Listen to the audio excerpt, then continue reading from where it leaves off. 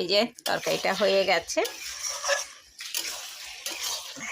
সব ঢাকা দিতে দিতেই হয়ে গেছে, আর আমাকে করতে হয়নি, মশলা দিতে হয়নি। ঢাকিয়ে ঢাকিয়েই দেখবেন সব সিদ্ধ হয়ে যাবে। ভালো করে সমড়াতে হয় জিনিসপত্র।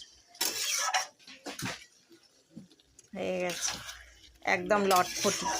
তাই লটপটি খেতে কারা ভালোবাসেন বলবেন আমায়। তো এই সকাল সকাল একটা লটপটি আর মাছ টক করবো, ভোলা মাছের টক। তাই দেখতে থাকুন বন্ধুরা।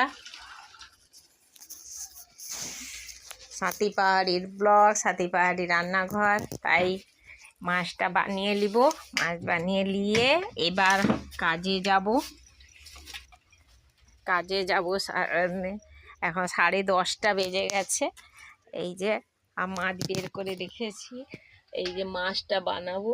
বটি টুটি এক ফোঁটা মাছটা ছাড়ছেই না। এই যে এই বড় বড় ভোলা মাছ,